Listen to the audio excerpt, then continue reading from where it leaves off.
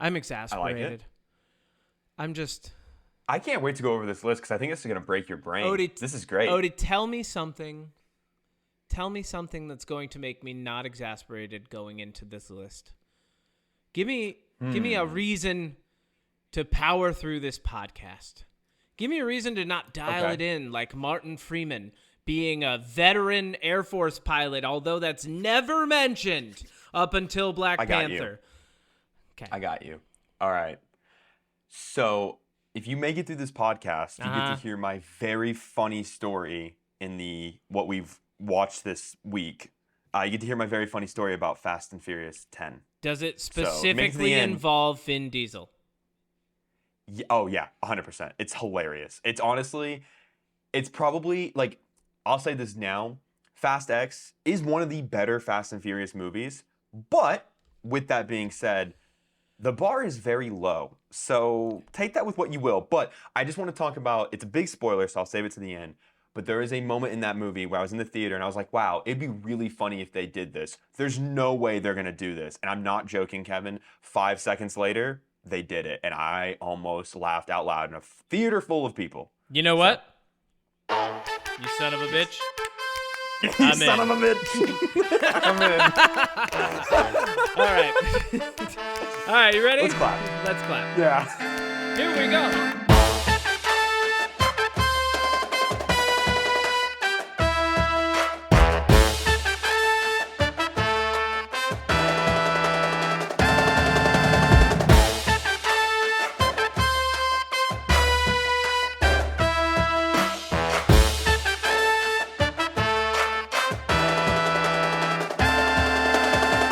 Three, two, one.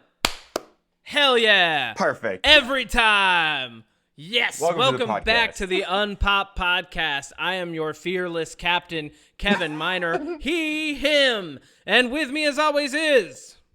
Odie Matthews, they, them. Yeah, that's right. Was there a question mark on the end of that? They, them? They, them? So two of them? They, them? Yeah, there's me and my split personality is here today. Odie Matthews, they, them, us. We No, are. I put the question mark because I want people to be scared. If they see them with a question mark in like a dark room, yeah. they'll be like, He's not them? even sure.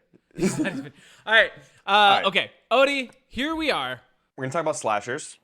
Yes, we are Yes. getting into slashers. We're getting right. into the people who are cutting people up. Specifically, and I think I should clarify this. If you read, because you have a list prepped and ready to go. I have two lists. And here's the thing, Lodi. If one of these movies does not involve a human person cutting up other human people as their main motif for murder in this genre that subgenre, right? We're horror genre, slasher subgenre, humans cutting up other humans for whatever reason. Mm-hmm. If it's not that specifically, we're skipping it. I'm telling you now. Most of these are actually so we talked about this on the phone earlier today even. I love horror movies because they're just such a fun genre. Yep. I'm not a big fan of the overly gory, like where if you slit someone's neck and like 8 gallons of blood piles out. You don't like Kill Bill? Well, I mean, I'm just not a big fan of like horror movies where like torture porn. I don't like the Saw movies. I don't like torture porn. You don't like movies. the Hostel movies? No, I do like The Collector and The Collection. I think those are really well done. That's kind of torture porn, though. It is. I will admit it is. But I feel like The Collector and The Collection are also like kind of, I don't know, like they're definitely torture porn, but it's kind of interesting that it's like a psycho versus a home intruder. Like, yeah, I don't know. It's interesting. You're allowed to have exceptions to the rule, Odie. That is more than allowed. You don't have to justify Make them up as we go. You can go. say, I don't like that specifically. However, there's an exception. That's allowed. Yeah. Believe it or 100%. not, I'm not gonna hold you to a previous statement as though we breathed out black and white, baby. All right. Okay, so here's what I'm thinking. I'm thinking we do. List. We're gonna skip through some of the 20. This is the 20 best slasher movies of all time according to Entertainment Weekly. Now, what I'm thinking is, I'm not gonna do all 20, but these are the ones, like I said, that kind of like started the genre. So we'll do some of these, and then I want to move over to the 10 This is called, oh my God, this is the longest title. 10 recent slasher movies that reinvigorated the genre before you see, and I don't know what this movie is. It's like a really long title, but it's 10 really good slashers of the modern era. Oh my God! All right. All right. Here's what I'm gonna say. Let's do the top 10 of the classics. Right. Yes. Let's Okay, go I like through that. it real quick. If it's not noteworthy in either of our opinion, we each get to skip one in each category if need be. Okay. So like if you say one and I'm just like I don't even want to talk about it, we'll skip it. Okay. I like it. Can and I then start with? if you say one and you're like here's the title but I don't want to talk about it, we skip it. Okay. I like it. All right, but the first All right. one before we get to the top 10, I think this one should be in the top 10. Number 16 on the top 20 is Sleepaway Camp from 1983. That's definitely in the top 10. I don't know why it's the on reveal 16. at the end. Yeah. It makes the top 20 of like every top 20 list, and I don't know why people aren't putting it higher. Oh, here's another one that should be higher. Hey, wait, hold on. Wait, Yep. wait, hold on. Before we go any further, because we're talking about movies that people may or may have not seen, and some Spoilers. people cannot handle, yes, thank you, and some people cannot handle spoilers, I'm going to put a little spoiler thing right here. Oh my God, where am I? This place is so creepy. Where is it? Spoilers! Okay, go. Okay. The other one, before we get into the top 10 and actually start talking about these, that I think should be in the top 10, I think this one should be number 10, 1982 Slumber Party Massacre. Because okay, hold on. Which one should be number 10? Sleepaway Camp or Slumber Party Massacre? Or are you knocking off 9 and 10 and we're making these 10 and 9? Okay, maybe... Okay, either Slumber Party Massacre or Sleepaway Camp should be number 10. But what's number... Okay, what are number 10 and 9 real quick? And I'll tell you if we can... Oh, yeah, we could easily replace these. Number 10 okay, is cool. Nope. is the Don't even tell me. Burning. Nope. Don't even tell me. Cool. I like it. Nope. All right, cool. You said we could easily replace them. All right, number 10, Sleepaway Camp. Number 9, because Slumber I'm more Party partial to Massacre. it. Yes, Slumber Party Because that Massacre. set the genre up for the what is it? Not the motif. What is the stereotype? What is the word I'm looking for? Trope. The word The is trope of, girls in a house at night, like, Yep. and they're in their pajamas, they're having a pillow fight, and then, oh my God, there's a slasher. And that's literally, that's Halloween, that's Friday the 13th, that's elements of Nightmare on Elm Street. Like, those are before this, but I'm just saying, like, this is the one that I think really, like, set it up as, like, they're sleeping and there's a slasher. Yep. You know what, Odie? You're in for a treat because I wrote a song with my good friend Kyle Pepino called Babysitter Massacre, and it is an homage to these movies, and I will play it for you at the end of this podcast. And if I can download it, I'm just going to straight up play it at the end of this podcast. I'm going to figure out how to get it, and we're going to put it on. It's going to be great. Okay, have you heard of the movie, before we actually jump into the list, have you heard... Ow, that was my elbow. Sorry, you might hear a loud thud in my audio. Have you heard of the movie? This is from 2015. It's called Dude Bro Party Massacre 3. Hold on. Well, you made me think of it. This isn't on any list. This is... Hold on. But save it. We're not in the modern day. Okay, fine. Let's not ADD this thing off the rails, late. right? Nope. We're right, getting back on. Number 8. All right. Number 8 on this list is Maniac from 1980. Okay. Now, I can't say I've seen this one. I haven't seen this one. I have seen this one. Horror was my first favorite genre as a kid.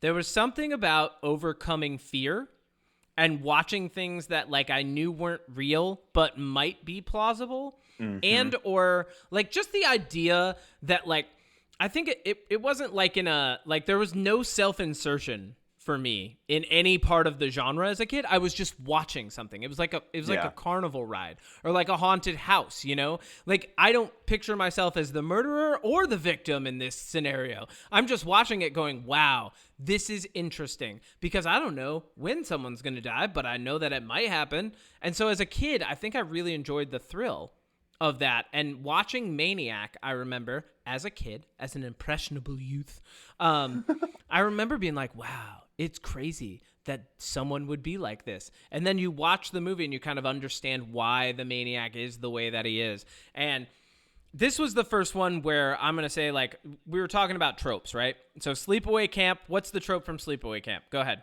Give me what you think the trope is from Sleepaway Camp. Well, I think it's the jaw-dropping, record-scratching ending twist, you know? It's like the same 100%. thing with, it's like the same thing with Friday the 13th. We already said The original. spoilers.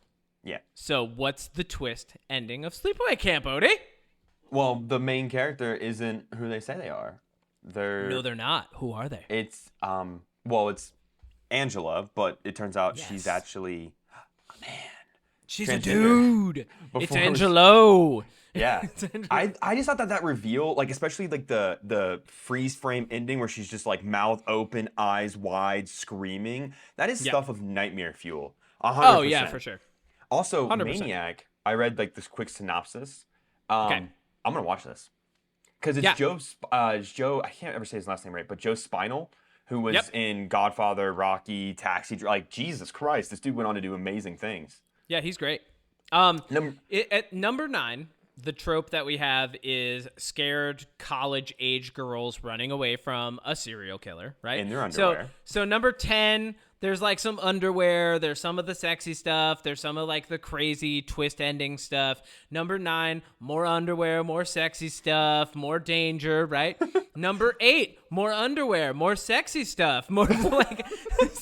There are definitely pieces of the slasher genre, like but I think part of the reason, and I think this gets misunderstood. I think part of the reason people disrobe and become like nude or close to nude in a lot of early slasher films is because that's such a vulnerable state to be in. And that was originally presented by something that's probably coming up later on the list, which was by Alfred Hitchcock, Psycho. Psycho introduced the shower scene, and the shower scene was scary because she's in the fucking shower. Yeah. She's by herself. There's nowhere to go. You're nude. What are you gonna do? You know? Okay. And then all of a sudden just knife and reet. You mentioned this. All of these have banked on that so far. Keep going. Okay, real quick. This is not an ADD, but you're mentioning this is very relevant. So, you said you saw Scream 6. What I liked about Scream 5, because we're not going to talk about it, because we're just not. But you mentioned the shower scene, and it was a woman. Scream 5 took that trope and swapped it to a man, and I really appreciated that. So yeah, it was about time. It was, and it was really cool because that was a very suspenseful scene because he's like in the shower, he's out of the shower, you know. Yeah. It's so much stuff. But anyways, number 7, and I've seen this, and I've seen the remake too, Black Christmas from 1974. Oh, dude, Girls. the remake is actually better than the original, but it's great. Go on. Yeah, it's got the original Lois Lane from the Christopher Reeve Superman. Oh, I didn't know that. Margot. Oh, I didn't even think of that. Kidder? Yeah. Holy crap. Yeah. I didn't even. Wow. I like this one. I like it because it's got that. I like this one, and there's probably people that are yelling at us. I don't know when these tropes started, but this one being 1974, this is the first one I remember where it was also horror, but it was also a whodunit. Like, and that's a trope. I mean, that's always a trope in horror is whodunit. Well, there's definitely so mystery is part of horror, right? Not knowing everything. Like there's now the phrase showing the monster at the end of the film, because sometimes when you show like why and the undercarriage, like the inner workings of the modus operandi of the film, like some of the Saw films do, it ends up, it kind of like it lessens the blow, you know? And so like for Black Christmas, they're just building up that suspense, and you don't know. And like as that's going, you're just like, oh, whoa, who could it be? You know? And like I feel like mystery and horror are really closely related in that way. Yeah. They have to be. And you know what? It's funny because one of my favorite genres of film is murder mystery. Murder on the Orient Express, Death on the Nile, Glass Onion, Knives Out, like any kind of murder mystery with a detective and like you got to figure it out. And I'm going to toot my own horn a little bit here. I'm really good at figuring these out. I watched Murder on the Orient Express, Death on the Nile, Glass Onion, but I feel like Glass Onion's kind of a gimme. But like and then I watched a really, really, really good one. Oh my God, hang on.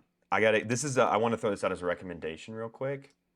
Wow. There's a really, really good Sam Rockwell murder mystery movie, See How They Run, on HBO Max. Oh yeah, It no, I like that is one. phenomenal. Anyways, that's part of the reason Yeah. I liked horror is because I love Okay. the murder mystery aspect of it. So, Yes. moving on from number 7, Keep number going. 6, which I think this might be one of my favorite slashers. If not my favorite, it's definitely top 3. At number 6, we have the classic 1996 Scream. Scream 1.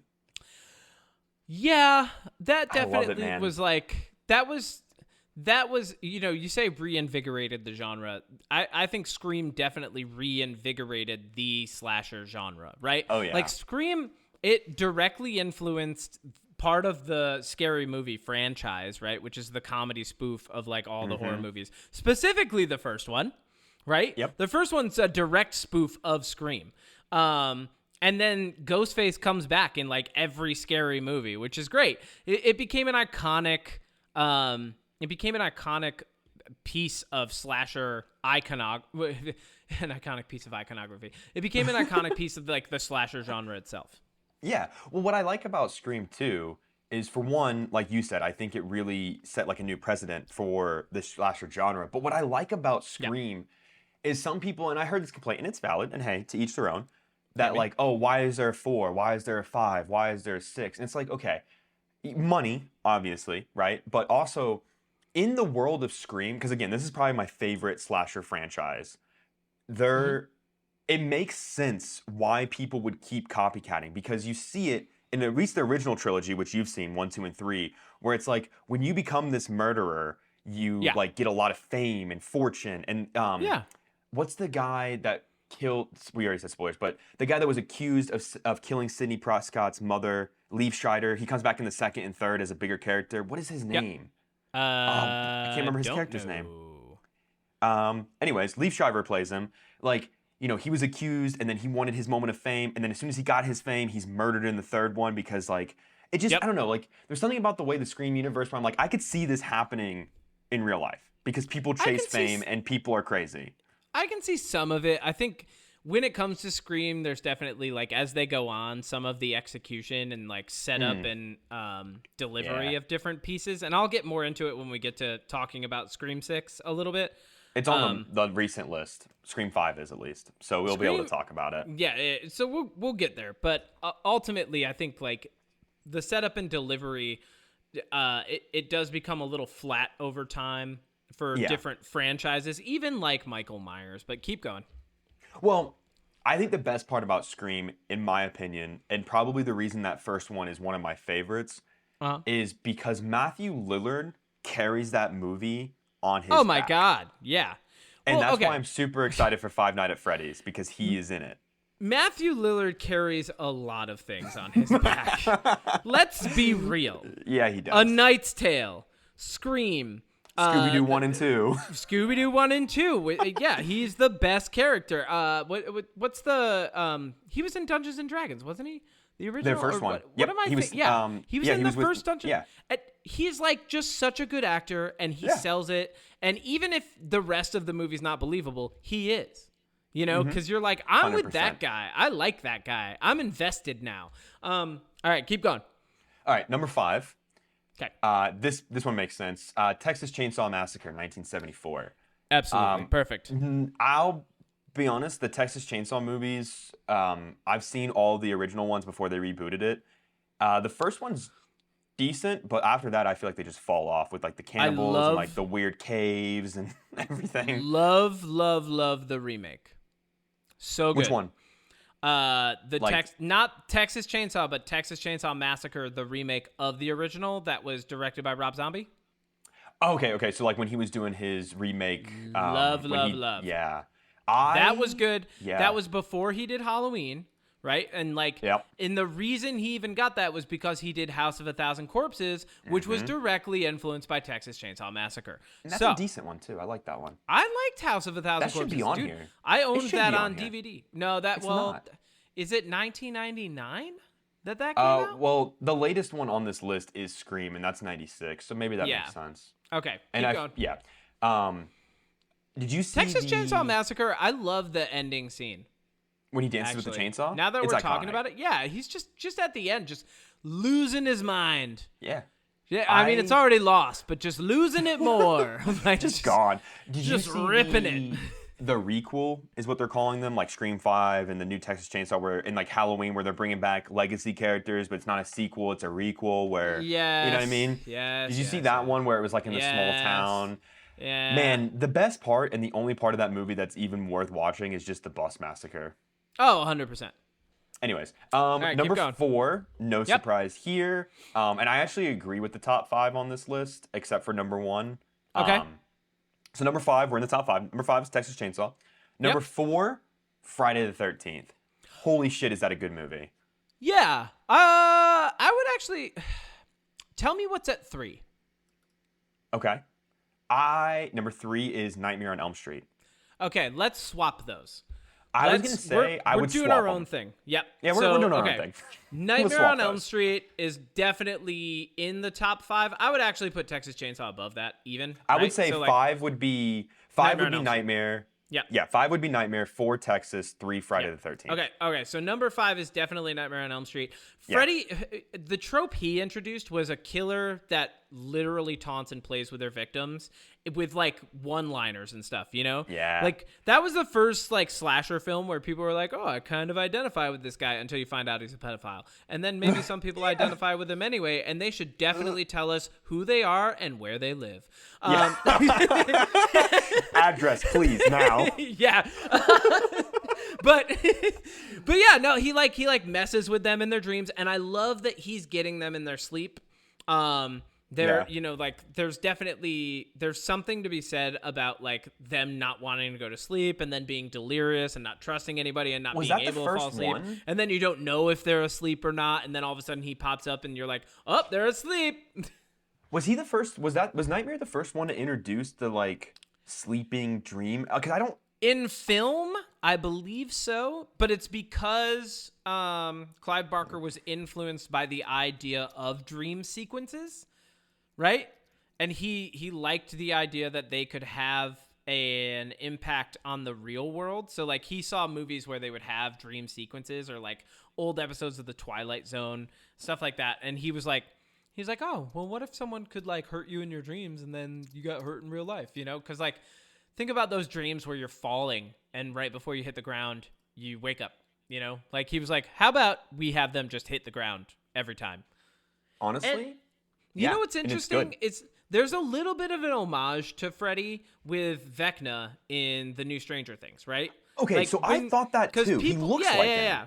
Well, it's not A even little so bit, much like- that he just looks like him. It's the whole like you're in a trance and you're like everyone's saying like wake up, and they're trying to wake them up out of their sleep. Like they're more vulnerable inside their own mind than they are in the real world, you know? That's insane. I'm not the biggest Stranger Things fan. Like I've watched it all. I never would have made that connection. Oh, okay. I mean, That's a good connection. I like that. I only put it together because I was like, oh, cool. It's kind of like Freddy Krueger. But like Vecna is very methodical and specific with how he disposes of people.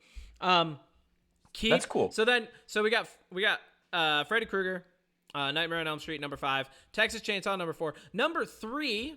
Friday the 13th. Yes. And Which- should be 3, should always be 3 if we're doing classics.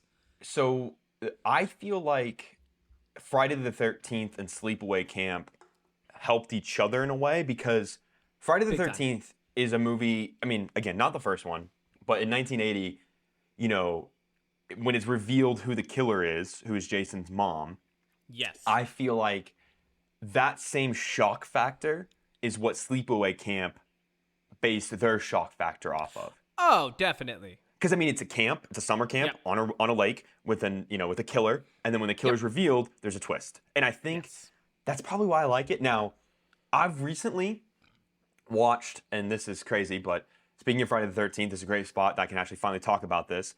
I watched a 2.5-hour YouTube video about Friday the 13th all the way up to Freddy versus Jason. So right before like the reboot of Friday the 13th. And when I tell you that that franchise has more love than I ever thought from the people that created it, but yet it's still like after the third one, they don't get much better. Like Jason No, Goes to not at Manhattan all. is just shot in Vancouver, Canada, and it's like one shot of Times Square, but most of that movie takes place on a boat. But I don't know. It's just Friday the 13th is a good franchise, but yeah, I don't know. That's all I got to say about it. Yep.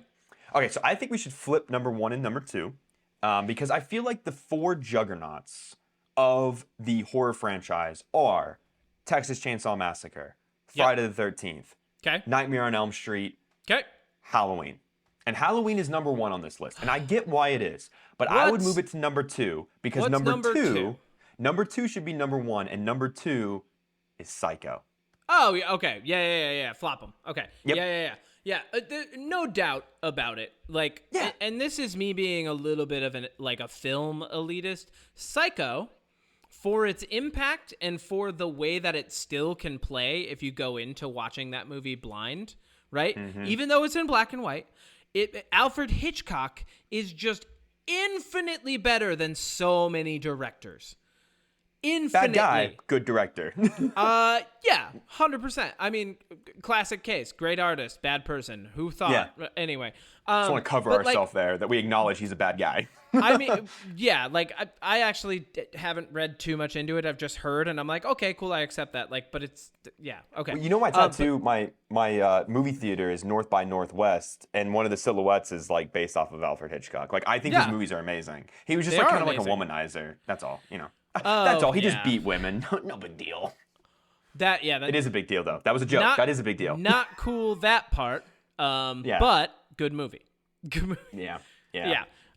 So yeah, I would definitely say Halloween is number two for sure. Absolutely. The reason I don't think Halloween should ever be number one is there are moments in that movie where I am downright just not even terrified. Yeah. Oh yeah. I'm just like, all right, what is going on here? And then doesn't the guy have a revolver and fire like something like 9 Loomis? shots or something out of it? Yeah. There's Yeah. like thinking back, I'm trying to remember the things about the movie that like threw me out of it, you know, like you get invested in things. I'm not going to call it immersion. I'm going to call it investment. Right. And like, I lose investment when things that don't make sense happen.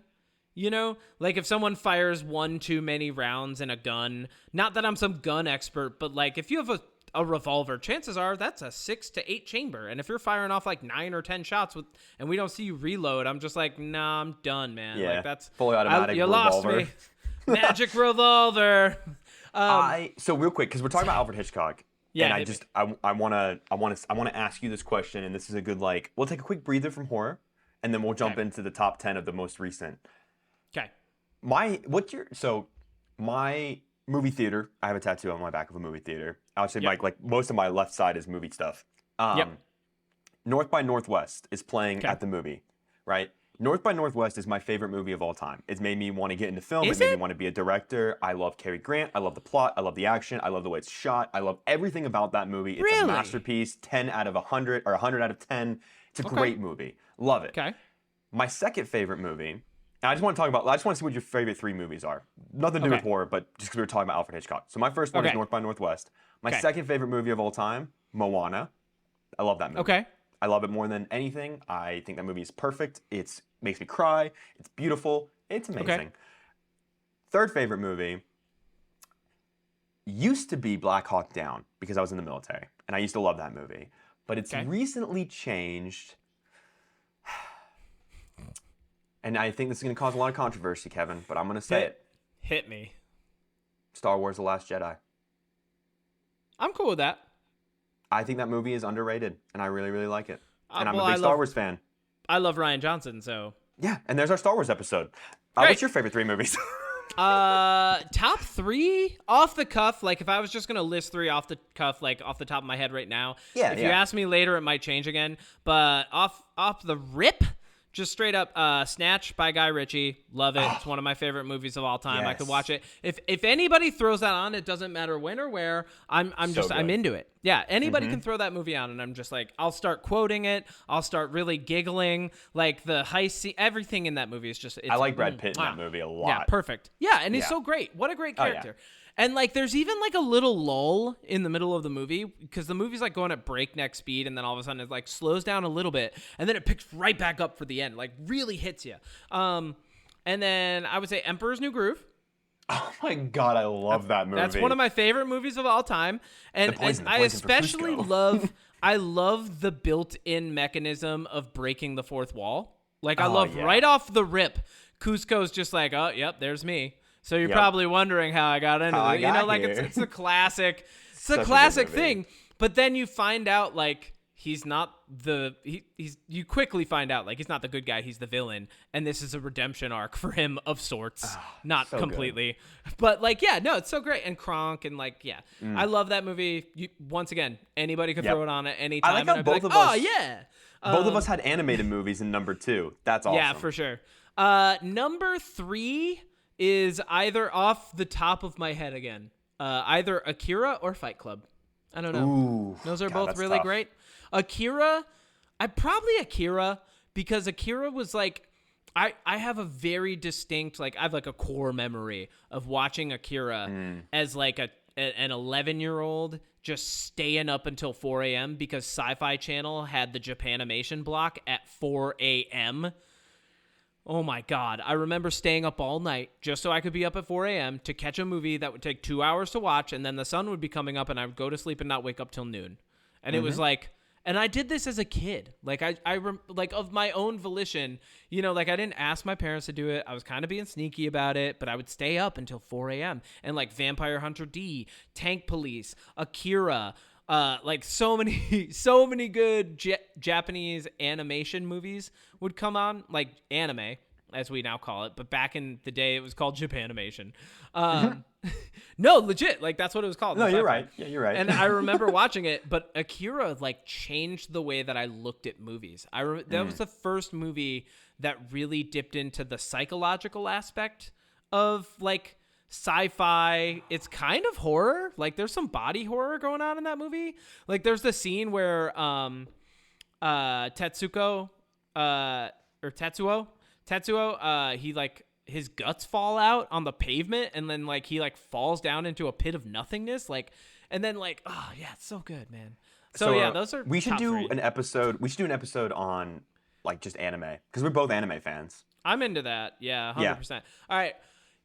So those are our top 3 favorite movies, and that probably gives you a good sense of like how we're viewing things, right? You know, like you can see. Yeah. I would put honorary mention for me as Alice in Wonderland. Like honestly, between Emperor's New Groove and Alice in Wonderland, I could go with either. I love Alice in Wonderland. Specifically, I love the political like metaphors that exist in that film, like the walrus and the carpenter and the dodo bird multiple times, and like it's just so good. I think an honorable mention for me would probably be also Scream. I'm talking classic Alice in Wonderland for anybody. I figured. Like I'm not talking Johnny Depp Alice in Wonderland. Yeah.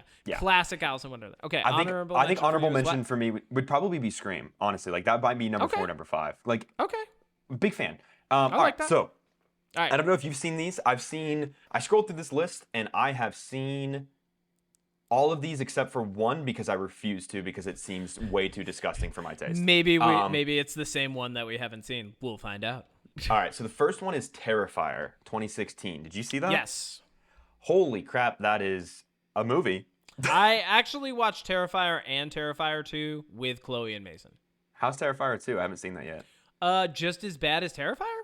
Cool, I'll watch it. Yeah, I don't know what to say about this. It's gory and bloody and messed up. I mean, it's ultimately, terrifying. You said that you don't like torture porn, and a lot of that movie really is torture porn. Like it's really like is. mindless mayhem slasher film. It's a clown. It's creepy. Like, and then he just murders people, right? Mm-hmm. So yeah, Terrifier. Okay, if that's fine, then that's on not 10, much to whatever. say about that one. Yeah. I mean, it makes sense because I feel like this really brought like this kind of gruesome and like viciousness back in modern time, like because people still talk about this movie. I don't want to like 100% write off blood and gore. Like blood and guts and gore, those are good things, right? They're good things to have in a movie, and people are passionate about making realistic body horror out of like special effects. Like we're talking like what is the not digital special effects but practical special effects, Yeah. right? So like the practical special effects that it takes to make some of the things that happen in a lower budget horror movie like Terrifier are amazing. They're really, really good. All right, keep going.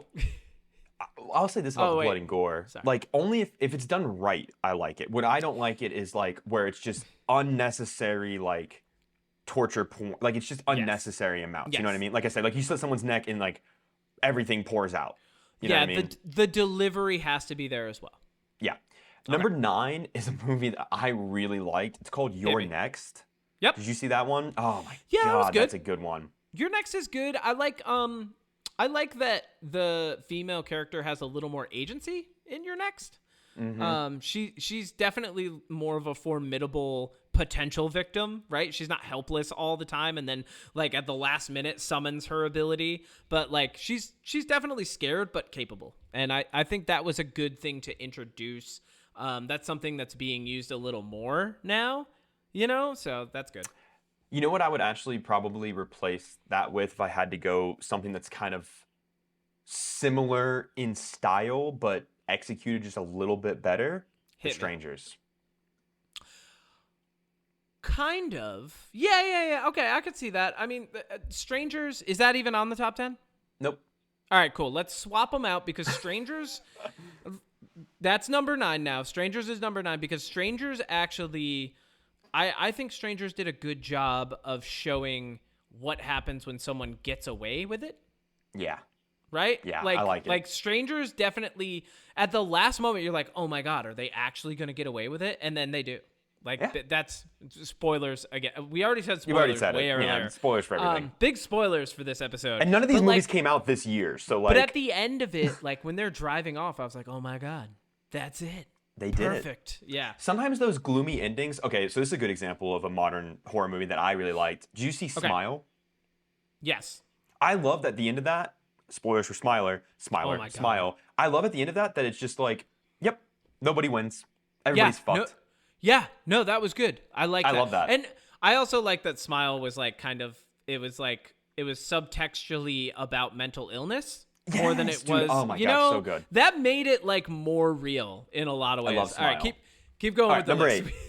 Number 8 is Creep from 2014. Now, I watched Okay. this because I like the premise of a videographer like myself taking a gig in a mountain town for money, and it turns out to be a nightmare. Okay. Sorry, I was thinking of Jeepers Creepers for a second. I'm like, that's not a slasher film.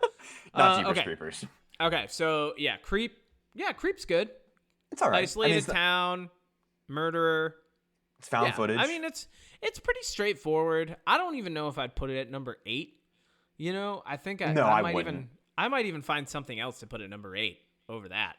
Here's a fun one. It's not really. It's definitely different. But one of the horror movies I like because it's technically horror, but Yeah. Ready or Not, like that's a great one. Okay, Not Ready a or Not's horror. not a horror film, but here's what I would put I'm in there. stretching. Here's what I would put instead of Creep. Because I'm sure it's not on the top 10 because it's more of a psychological thriller than it is a horror, but there are really good elements of horror in the film. American Psycho. Oh, okay, yeah, I would agree with that. All right, so that's number 8. American Psycho's Okay. number 8. Patrick Bateman, have you read the book? Mm-mm. Oh, dude.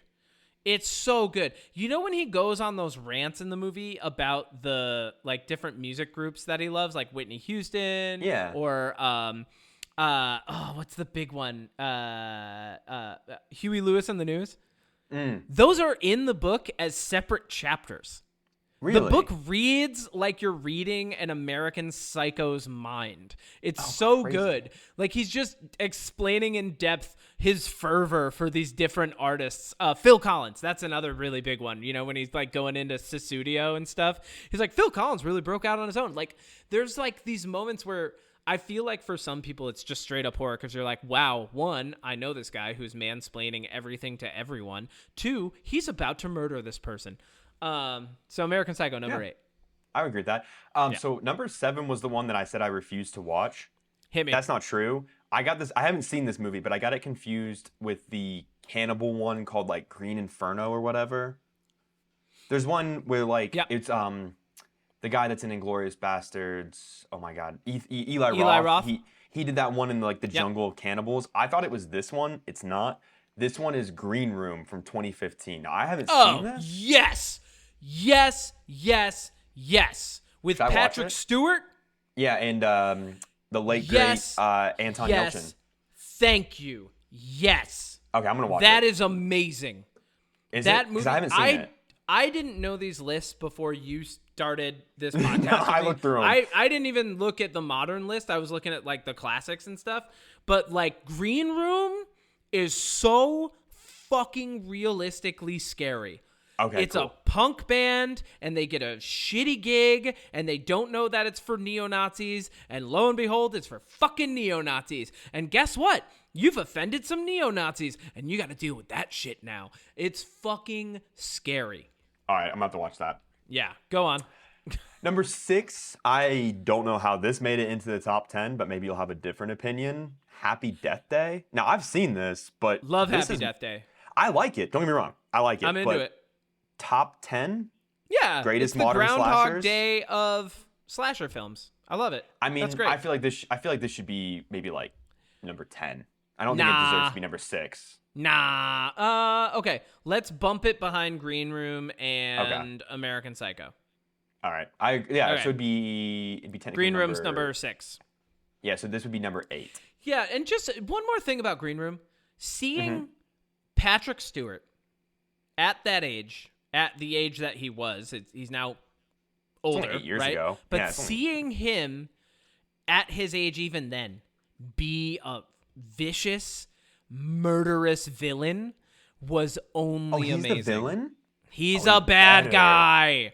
Ooh. Speaking of bad guys that do their job really well, just because I want to keep teasing this, Jason Keep going. Momoa in the new Fast and Furious is probably one of my favorite villains on screen. Anyways, number You know 5. you know what I want to say? He just Go ahead. if I watch Fast 10, You're going to. it's gonna be for Jason Momoa, and it's gonna You be should. because he looks like he's having a good time. Dude, we can talk about it on pod, we can talk about it off pod. There's so many scenes where he shows up in the wackiest outfits. I swear to God, the director was just like, hey, Jason Momoa, here's your lines, here's your character's backstory. He's a little psychotic. Do Yep. whatever you want. And Jason Momoa was like, you know what I'm gonna do? I'm gonna be as goofy as fucking possible. And Could you imagine? works, dude. It just works. like, could you imagine if he like didn't tell everybody in the movie how he was gonna roll onto set? Oh, You know, he that's just what it like went feels to like, dude. wardrobe by himself and was like, "Hey, dress me up like I'm a Balenciaga version of an Elvis impersonator, but put a couple beads in my hair." Dude, I'm telling you, he used his own wardrobe because there are scenes in this dude, movie yeah. where he's talking to people, and it Yeah. looks like the actor, like that he's talking to, is like, "What are you doing?" Like, dude, They're what? trying This to is not hold what it we together. rehearsed. This is Yeah. not what we rehearsed. Anyways, right, number keep going. 5. All right. I could see why this would be on here. What? The Halloween 2018 sequel to the original, Nope. the requel. Nope. Get it off. Look, man, I Get get it off. why it's on. I get why it's on here, and I Nope. understand that it's like, hang on. I understand that it's important, but golly, that new trilogy is so fucking boring. Give me a replacement for it, please. Oh, here, I got one because it wasn't on the other list. House of a Thousand Corpses. There we go. Boom. Like it. Done. How about this? Rainn Wilson. Number 5 is actually a number 5 is actually a double feature. It's House of a Thousand Corpses and The Devil's Rejects. Boom. I like that because those are Done. yeah. You can watch this back to back. Done. And you know what's Okay. what's upsetting about this is the guy that What? directed it. Who, I mean, again, I want to say this as a movie fan. Those movies are beautifully shot. They're beautifully done. The practical fire effects, the practical effects, the makeup, everything in that Yeah. trilogy is good in terms of looks. Yep. Story, I shoot Boring. myself before I watch those again. Boring as hell. David Yeah. Gordon Green is also doing a new trilogy of requel for The Exorcist. No, Okay. I'll watch it. I will. We'll see where it goes. Let's watch I'll it watch together. it. I'll Okay, fly out. I'm into that. We'll watch it together. I'm into that. Number 4. Now, look, you might have a different opinion about this. Yeah. I think this is a really fun movie. I really liked it. Bodies, Bodies, Bodies. I'm that's a- 100% into that. Yep. Dude, Okay. the ending where you find out it's all because of just paranoia. There's no villain. Yeah, okay. I love it. Okay. These are yes. Okay. These are ones that have reinvigorated the genre because Yep. they're doing something a little bit different. I got it. Okay. Bodies, Bodies, Bodies is only amazing. Thank you, Pete Davidson. Like, dude. so good. He So showed up in fucking Fast good. 10. He showed up in Fast X last night for like a quick 2-minute scene, and I was like, yes, yes, yes, yes, yes, I yes. hope he becomes the cameo actor. I love him, Like, dude. I hope he becomes, like, just the cameo guy. Give him a couple mil to show up in every single fucking movie. Make it the biggest running joke that we have for this generation. He's funny. I don't care what anyone says. Keep going. No, he is. And he's going to be in the new Transformers as a voice. I know. Yeah, Bodies, Bodies, he's Bodies. Mirage. Yeah. I liked Bodies, Bodies, Bodies because of the inclusion of the older character played by... I can't remember his name, but he's the villain in the first Guardians movie. I liked... Oh, God, I can't remember his name. I also can't remember his He name. plays right Ronan now. the Accuser. I Anyways, can picture Ronan. I can remember Ronan. I can't remember him. Okay, keep going. Yeah. I don't know. I think Bodies, Bodies, Bodies is just really good. I'm looking up. It's up there. Keep going. I'm looking up the actor. All right, that's fine. There's a movie. Lee and if Pace. it's- God damn it. Okay. Sorry. If there's a movie, and if it's not on this list, I not. have to, 1, remember what it is, and 2, put it on the list You immediately. might want to put Keep it at going. number 3 because number 3 is not one No, that I would actually, put on wait. here. It's not a slasher film. Never mind. Keep going. Oh, okay. Number 3 is Pearl. Now. Oh, I yeah. liked- Okay. Yeah. I liked Yeah. Pearl. Yeah. Yeah. Okay. Yeah. The thing about Pearl though Wait. is That's number 3. Is X on this list at all? so number 2. You want to just do the top 3 and we can just talk about them all in one junk? Do the top 3, and we'll see if we need to rearrange anything. Number 3 is Pearl. Okay. Number 2 is Scream 5 from Okay. 2022. Okay. And number 1 is Okay. X. And I Okay. agree with No- that. Okay. Hold on. Put Pearl and X at 1 and 2, and put Scream 5 behind those two. Okay. I'll give Scream a second spot on this list. I will. But I will not allow the bad writing that has befallen that franchise to put it anywhere above 3. No, see, I disagree. I would put Scream at 10. Because and this is coming from a Okay, big fine. fan of that franchise. Okay, I put it think at that's 10. Scream 5 is great. It's not great. It's a good movie, and I think it did something different and yada, yada, yada. But Okay. to say it's top 5 of Yeah, it's movies not. in the last 20 years that have redefined a genre, no Yeah. way. Bodies, Bodies, Bodies, X, Pearl, Yeah. fucking all of these other ones that we've talked about did more than Scream 5, in my opinion. And I like Scream. X and Pearl are actually, in my, not just in my opinion, but they're really partner movies. That's another Yes. double feature one.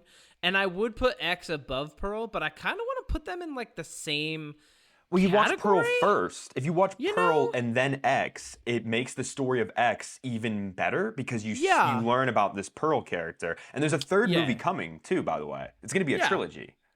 And honestly, what I liked about X, who's the singer that's in that movie? Kid Cudi. He is a really good actor. Yeah. But I love the alligator. he's scene. really good. That's my favorite one.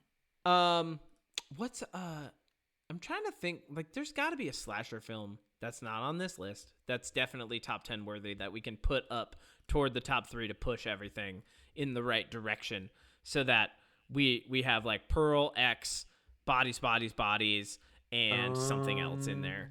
We could do Hush. That's a good horror movie. Yeah. Ooh. Yeah. Ooh. What? You know what should be on this list? And What? maybe not. I mean, this What? might just be my opinion. Did you ever see, what's it called? Freaky with Vince Vaughn? Yes, dude, I was literally just thinking of that right now. Body I'm so glad you switching. said that. Okay, let's Yeah. put that at number 3. Yeah, I love that Okay. movie, dude. Because So it's funny. a comedy, but it's a legit horror film. Dude, the way that when he's in the body of the girl and he just Oh my God. disembowels those football players, Jesus Dude. Christ. So good. Yeah. No, I'm with you. yeah, yeah. 100%. Freaky is number 3. Bodies. That puts Bodies at 4. And then that puts X and Pearl at 1 and 2. And I think that's a good modern list. Yeah. No, I'm down with that. And then Scream is definitely at 10. These are good lists. And now I want to explain to you We're gonna go why a step Scream further. 6 was bad. Okay. Well, hang on, because we're not done yet. Okay. Because I have another list for you. This is a surprise curveball for you, Kevin. Hit me.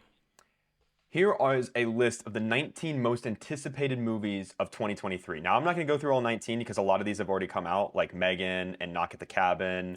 Scream 6 Give me came the ones out. that are slashers. So I want to talk about the ones on here that I think are just good horror movies. Okay. Because I saw these and Evil Dead Rise. Did you Okay. see that? I did not. If you like Evil Dead, I do. You should watch it. I will. So these are movies. Not saying that I'm necessarily excited, but I had no idea some of these were coming out. The Exorcist that I talked about is apparently coming out soon. Oh, cool. There's a new Saw movie coming out this year, Saw 10, with Tobin Bell coming back.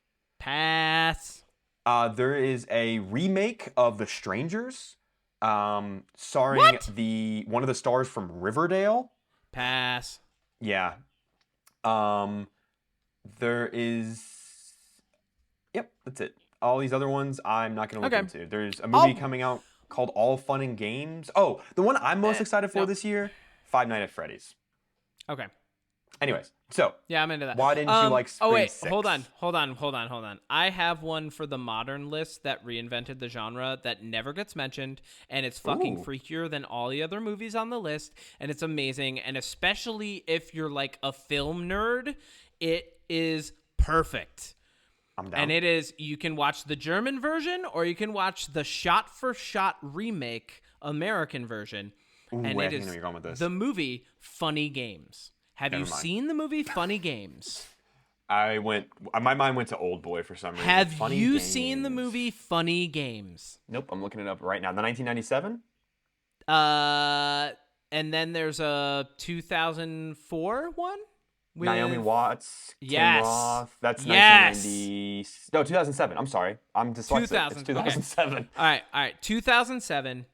That movie is so effing good. Michael Pitt is so good. Dude. I'm telling you, that is probably my favorite horror movie of all time. Okay. Yeah. I have not seen this. It is so perfect, and there are so many scenes that, like, as they unfold, they're, like, torturous to I've watch, heard of this. 'cause you know where they're going. Like, in the movie, you know where it's going. I know this movie. They I just saw show the you where poster. it's going, and you're like, wait, is there any way that this is going to turn around? And then it's so fucking good. Yeah, they And the torture him movie- with, like, really weird games and stuff, right? Yes, the movie F's with you, the viewer, more than it F's with the people in the movie. I don't know why I'm, like, beeping myself out, but it really does, though. Like, and it's so perfect because they're in a gated community, and, like, the way that the family reacts to these two really strange boys showing up dressed in, like, golf clothes is, like, so perfect. And, like, you can tell something's off from the moment it starts. And here's the best part about how I came to watch this movie. No one told me about it. I was packing up my stuff. I was going home from school in the spring semester of probably 2007 or 2008 or whenever. I was going home. It's like 3 a.m. I just finished packing up all my stuff. And I just flipping around on the channels. HBO is provided by the college campus. And I'm like, okay, cool. Like, what's this weird movie with this guy that I recognize? And it was Tim Roth. And he's in the boat, and I see, like, the knife. There's, like, a knife very early on that, like, the camera zooms in on, like a Chekhov's gun type moment. And I was like, oh, they're setting up, like, a knife thing. Something dark's probably going to happen. And as I'm watching it, I'm like, this is so weird. Like, when's the bad stuff going to happen? And then all of a sudden, bad things start unfolding. And as I was watching it, because I didn't even know what to expect, and I went in completely blind, I was like, oh, well, this is interesting. And then as it kept changing, I was like, oh, okay. Like, yeah, it was so good. Like, I highly recommend, don't even, like, if anybody ever watches that movie, or if you want to make anybody watch that movie, don't show them the trailer. Don't tell them what it's about. It just be like, this falls into the category of horror and psychological thriller. Let's go. And, like, that's it. Just go. Because it's so, like, consuming it in that way made it one of my favorites. That's the best way to do a horror movie, is to go in blind. Yeah. Like, 100%. Okay, if I'm going to watch Five Nights at Freddy's blind. I've never even played the game. I'm just Neither. gonna go watch the movie. Mm-hmm. Yeah, I like Matthew Lillard and I like Josh Hutcherson. So I'm not not for gonna me. look up anything about it. I'm just gonna go in and we're gonna watch it. Killer robots That's and a closed down Chuck E. Cheese. I'm in. Yeah, Cool. maybe. So why didn't Possessed? you I like don't Scream know. 6? Let's do that, and then I Okay, want to tell you all about my Fast and the Furious bit. 'Cause Okay. It's All really right. funny. All right, Scream 6. Big spoiler alert. Let's do a spoiler thing again one more time, right? Yeah, might as well. Here. Right here. All right. So very early on in the movie, whatever her name's character, Kirby, the Hayden the Panettiere. blonde girl. Yeah, Hayden Panettiere's character, Kirby, shows up and she's like, "I'm from the FBI in Atlanta." And I was like, wow, I'm pretty sure a murder just happened. She got there very fast. And then later on in the movie, they they show her like walking away from a thing that like is later locked, and they're like the movie seems to be revealing that she's the killer, and I was like, haha, I knew it. There's no way she could have gotten to Manhattan that fast from Atlanta. But then they do a plot twist. And they're like, she's not actually the killer. And I was like, you fucking ruined it. Because now I'm back to how the fuck did she get to Manhattan that fast from Atlanta? And then they're like, well, she's been like, she was kicked out of the FBI because she's been like unraveling since the Woodsboro events or whatever. And like, I'm watching the movie and I'm like, I don't care. And then the big reveal. Can I tell you the big reveal? Did you watch it yet? Yeah. Well, I didn't watch it, but I know everything that happens. Okay, cool. So then they do the big reveal, and it's like, haha, this detective the whole time was actually the murderer, and he set everything up with his kids who are related to... His son was the one that was the killer in 5. to Richie from 5. But there's no fucking setup for it anywhere in the movie. There's no like, oh, haha, it might be that these people are untrustworthy or anything like no like reference that. to a son that died or anything like that. They just use the meta commentary of the movie to like kind of point out who has probable cause anywhere, and then at the end they're like, yeah, this was our plan the whole time, and we're gonna murder you as a family in this museum that we built for Richie because Richie loved fucking horror films, and we're all crazy now. And like, yeah, and then something happens that, okay, the whole, like, the end of the film, there's 2 guns, and they both get improperly used multiple times, but the really big one is the detective guy who's like orchestrated this entire thing to avenge his son and blame this girl. He's like, you're going to put on the Scream mask, and then I'm going to kill you, and then I'm going to blame you for the murders, and everyone's going to know that you did it, and you were the one who murdered people in Woodsboro because you're a bad person and you're a murderer. My son isn't, so I'm going to murder you, or whatever it is. And then he's got a gun. She's got a gun. She's already used the gun properly, thank God. And then she goes to shoot him, and she has like a little one-liner, and it clicks. And then he's got a gun in his hand.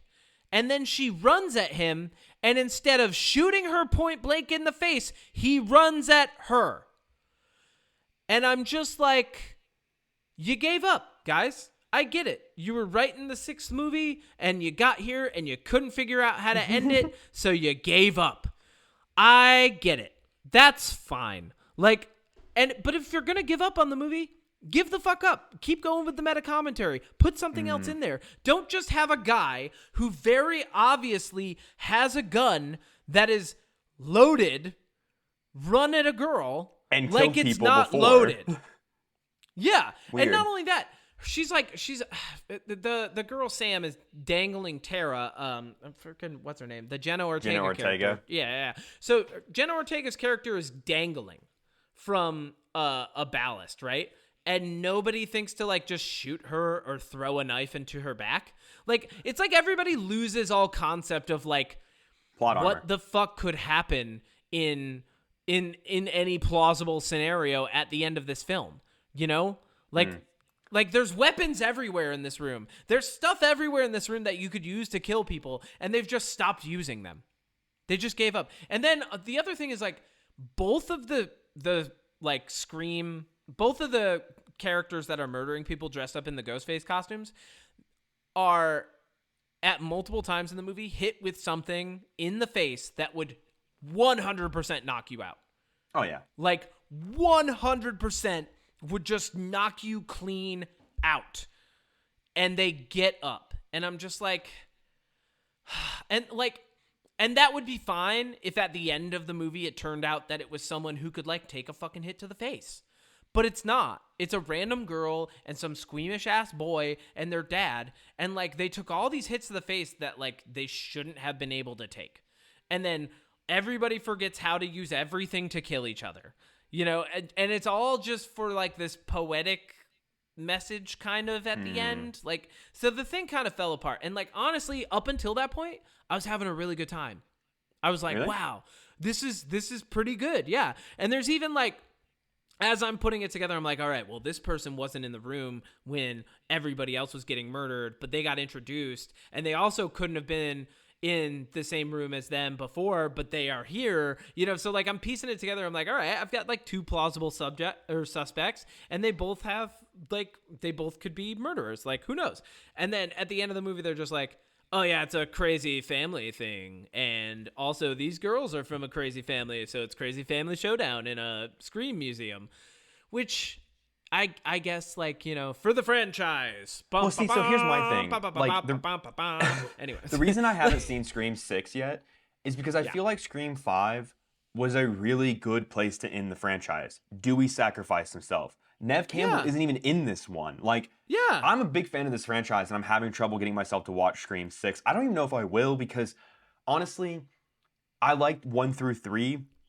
4 is all right. 5 is pretty good. But after that, it's just like, and everything you're telling me about 6 makes me not want to watch it, because one of the things that I liked about Scream was that, like, I don't know. My thing is, you know what I really like? So, do you know the story about Scream 3? Like what it was originally supposed to be? No. So, real quick, here's a little antidote for people. Scream 3 was originally, the plot of Scream 3... Antidote? Yeah, it's an antidote to clear you from all this... Anecdote. No, I said antidote because you want to forget 4, 5, and 6, because this is what 3 should have been, and it's way better. I thought you just messed up the word anecdote. Sorry. I did, Kevin, but thanks for pointing that out. I was trying to cover it up with a fake bit, but yeah. It's an anecdotal antidote. Keep going. Yeah. So, it was originally supposed to be... Matthew Lillard's character from jail orchestrating all of the murders. Oh, that would have been way cooler. So he got paid for Scream 3 because you know what happened before they started filming and they rewrote the script? No. Columbine. And so they rewrote everything. Oh, yeah. Wow. Okay, that makes sense. So in the Scream universe, a lot of people like to think, myself included, that if that was the original plot for 3, that means that his character is still alive, probably. Dude. So why wasn't he the villain in Scream 6? It would have made so much fucking sense. Hold on. We totally missed one of the best slasher films. Oh, what?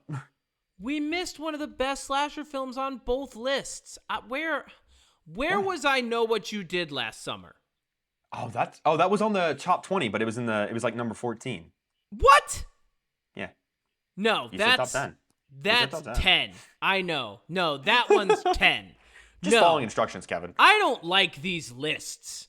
Me either. No, straight up, I Know What You Did Last Summer was amazing. That one is definitely up on the list. I still know what you did last summer. You know what we're going to do? Here's what we're going to do. Okay. We're both going to do a top 10 horror film list. You and I.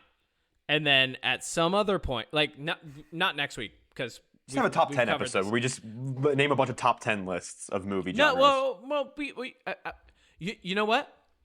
Let's record a separate episode. Let's record a 0.5 this week.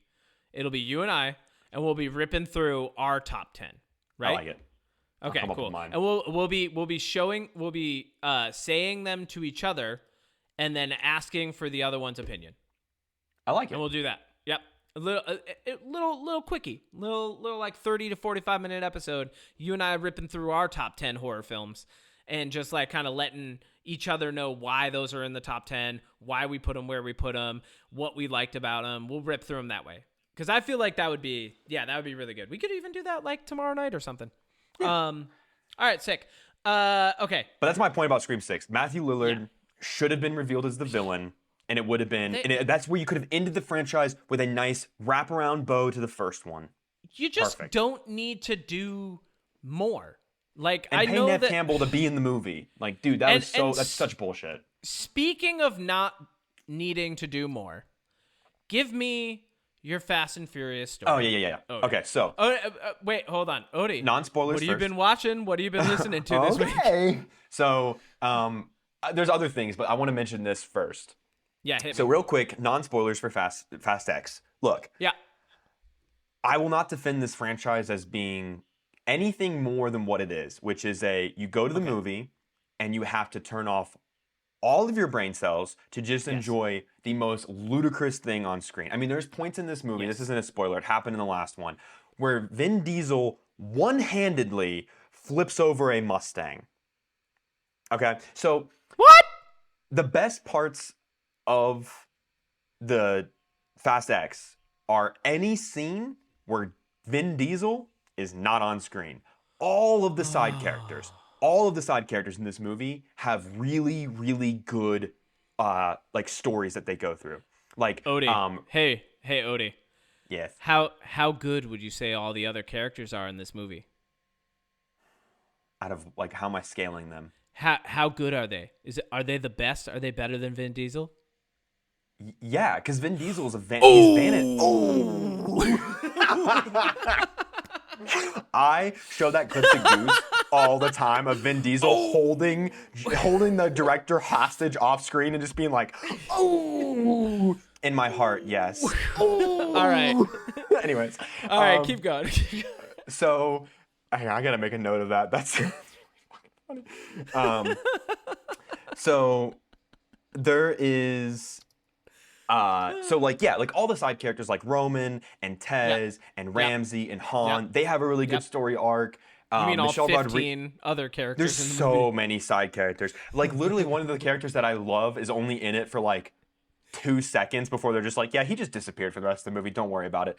Just gone. Anyways, so look, I've seen Chris Kerr and I were talking about this last night during game night. I've seen every Fast and Furious movie since number 4 in theaters on opening night. It doesn't mean that I think this franchise is good. It's just something that I do. Don't ask me why. So real quick, if you like Fast and the Furious, so I will say this. This is all I'm going to say about it. Fine. If you like Fast and Furious, if you liked any of them, if you think they're fun, enjoyable, if you just want to have a good time, you should see it. Because ultimately, what makes this movie incredibly good, in my opinion, and well, hang on, let me take that back. What the parts of this movie that are incredibly good is when Jason Momoa is on screen. This isn't a spoiler, but I want to mention this. There's a scene where he shows up in Brazil, because it all ties back to Fast 5. Yeah. But there's a scene in Brazil where they're doing a drag race, and he shows up with fanny packs of money, his hair in pigtails, wearing gigantic sunglasses at night with a gigantic gold chain, wearing a very see-through purple fluffy shirt, and tan pants that are also fluffy in dress shoes. And he is dancing around being like, Dommy boy, you're a butthole. He doesn't curse. He's like, shut the front door. There is a scene where he literally is talking to Dom, punches him in the face, and he loses a tooth. And he's like, stop. You don't know your own strength, you butthole. And then flicks a tooth at Vin Diesel. Like, Jason Momoa is incredible, and I love this man. I want to give him a hug. So now, can we find out what writer that like got laid off from Pixar wrote part of this movie? Facts. Oh, jeez. Okay, so now let me tell you the funny thing that happened in the theater that I was like... what happened in Disney Pixar's Fast and the Furious 10. Go. Okay, so have you seen the trailer for it? Because this kind of sets up my point. Okay, so in the trailer, do you remember the point where they're on like the dam and the 2 semis are coming at him and he jumps off the dam and then like drives down the dam as it's exploding? Yeah, he drives down the side of the wall and you're like, no fucking way. From here on out, that car would just tumble end over end. Dude, before that, he took down helicopters with that car. He jumped out of a plane with that car. He landed on 2 other cars and then just drove. Anyways, so spoilers on out from that scene. So that scene in the dam. Spoilers for the rest of Fast X, because this is the ending. Cartoon. It is a cartoon. There is a cartoon on Netflix if you're interested. Okay, keep going. Yeah, go ahead.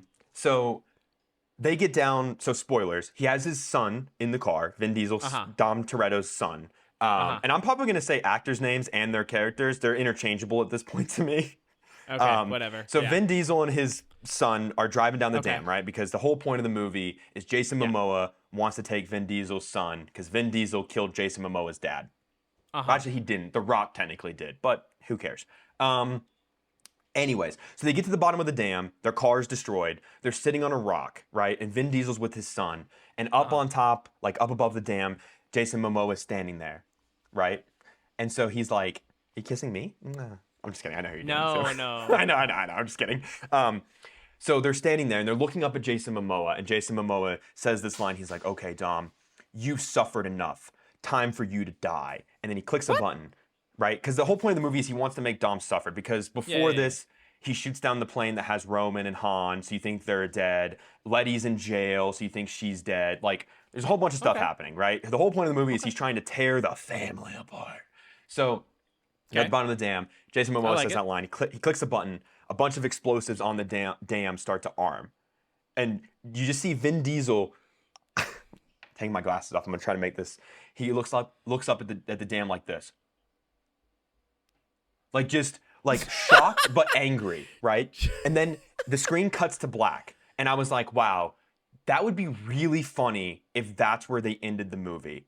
The next scene is Letty, Michelle Rodriguez, escaping jail. She's in Antarctica. Don't ask me why. She's in the snow. And Why she's is she up on in top. Antarctica? She's up on top because she was in jail in Antarctica. In Antarctica? Yeah, black site jail. Wait, hold on. Wait, do they have cars there? No. They don't have She actually cars? doesn't. Michelle Rodriguez's character does not drive a single car in this entire movie. How is she going to get out of jail if they don't have cars? Neither does Ludacris. Like half the characters don't even drive cars. So anyways, she's up on top of the snowy mountain. Just Furious now. It's just the Furious and the Furious, right? Okay. the slightly Dom Toretto and the Furious. the slightly above average going. speed in the Furious. Keep going. So anyways, her whole story arc is escaping jail with the villain from the 8th movie. The Brisk and the Furious. All right. They get up on this mountain, right? And then this submarine comes through the ice. And the hatch opens. Yep. This is now. Keep in mind what I'm describing. They're on a mountain. The scene. Well, they're in. I don't know, man. They're in Antarctica. It doesn't matter. Literally, you're asking for too much detail about a Fast and Furious movie.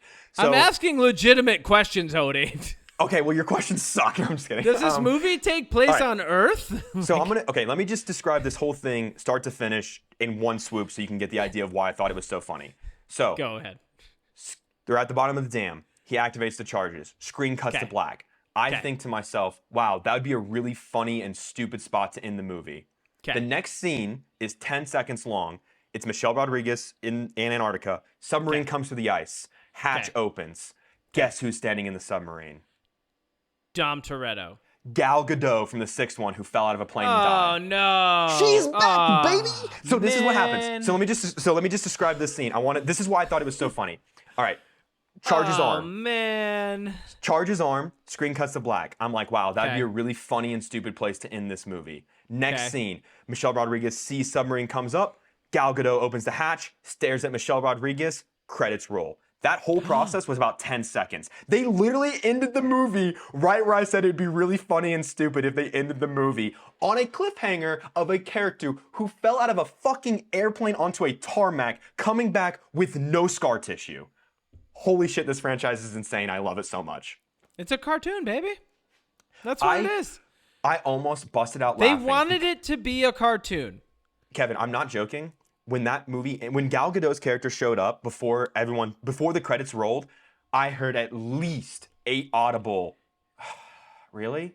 And then the credits rolled, and somebody next to me laughed, and I was trying to contain my laughter because I thought that was the stupidest place to end the movie. Dom's at the bottom of a dam with his kid, about to get flooded. Gal Gadot is back. What is happening? Hear me out. Fast and the Furious is anime.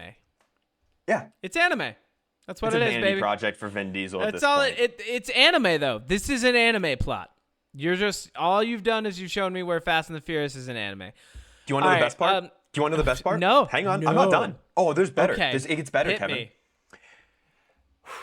a year ago, The Rock and Vin Diesel had a public feud about how The Rock was not going to return to the Fast and Furious franchise. Do you remember that? I remember. Yes, he said his He's in the shoulders were too post-credits. big now, and they in wouldn't the fit on post-credits. frame with Vin Diesel's. The Rock is in the post-credits.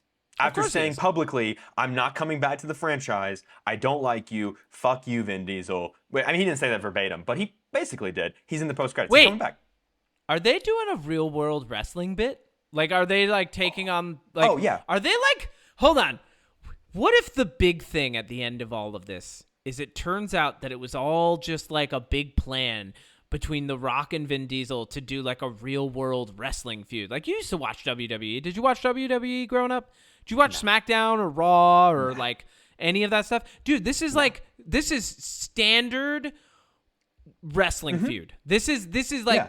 I'm going to come out and I'm going to announce that I have your baby backstage somewhere and you can't find him. And then over the course of the next 45 minutes, we're going to set up a tables, ladders, and chairs match. And then we're going to decide who gets the baby as it dangles from the top ropes. You know, like that's that's Dude, where this is going.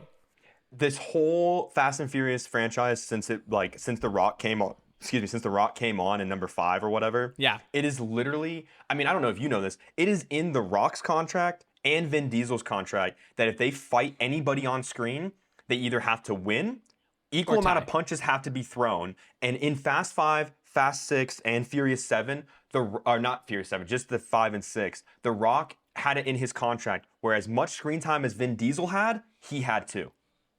Wow. It's a vanity project, dude. Vin Diesel is flipping cars. There's a scene in Fast and Furious 9 where he's standing on top of a car, driving down the road, and a car flips at him, and he goes like this, and he stops the car. No. And it falls down. Yeah, he's standing on the car, and he catches it. He catches the full fucking car. You're kidding. No, watch Furious 9, dude. It's terrible. I'm not. Here's the biggest spoiler. Biggest spoiler for Fast X. Not. Huge spoiler. Big spoiler coming at you. Gigantic spoiler. Biggest spoiler for the movie. Shots are fired. Spoilers are coming at you. They kill John Cena in this movie. Oh, that's fine. Yeah. I think that was him being like, please get me out of this franchise. Yeah. I think John Cena was like, yeah, I'm not signing on for 3 parts. Honestly, John Cena and Jason Momoa are the best parts of this movie until John Cena blows himself up. Could Anyways. you imagine, like, here's how I think that meeting went down was Vin Diesel was like, all right, John Cena, you're on for Fast 10. And he's like, yeah, absolutely. Yeah, I'm definitely in for Fast 10. I think this is going to be a really great movie. And then Vin Diesel looks up and he gets like that eye and he goes, it's 3 movies. And John Cena goes, pass. He was like, kill me, please. In real life and the movie. Yeah. And Vin Diesel's like, we could always kill you off in the first one. And John Cena's like, absolutely. Yeah, let's do it. I will admit, though, I will say this, because John Cena's character is Vin Diesel's brother in the movie. His death Of course actually, he is. Why wouldn't he be his brother? Because it's an anime. His death is actually like, it actually serves a purpose, but like at the same time, you just lost like one of the newest elements you added that was really good. Anyway, okay, that's another thing in Scream 6 is that like people seem to like not be as phased by death, which I guess you could explain away, but like also like people collect themselves real fast. Like both victims and villains collect themselves real quick. And I remember over halfway through, I looked over at Chloe and I was like, I feel like if this happened in the real world, the killers would be really disappointed at how much people just panic instead. Like everyone's really composed and they're trying to like outsmart the killer. So the killer's like, I knew you were going to do that. And that's why I'm here now with the knife. And like, but I think in the real world, like they would be like, aha. And then they'll move that way. And then I'll appear over there with a knife. And like, they would appear with the knife and people just panic. And they'd be like, no, wait, hold on. Or you know what would actually happen? Like, most likely what would happen is the character would run and the killer would be like, I'm going to cut him off. And they would be there with the knife and nobody would show up because the guy ran a different direction and the killer's an idiot. Yeah, exactly.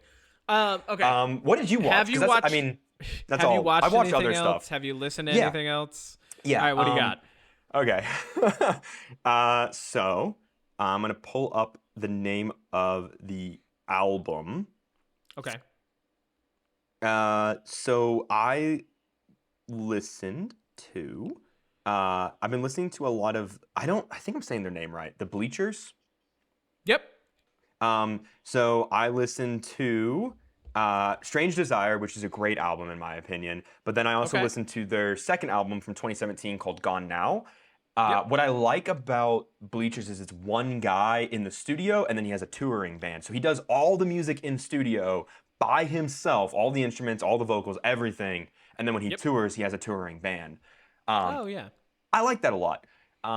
Mainly this week, honestly, died down on Star Wars because I watched 1 through 9 and everything in between, so not much left to watch there. So really, No. I listened to a lot of music. I found a couple lo-fi stations on YouTube that were Star Wars themed, so it was like Star Wars music but lo-fi.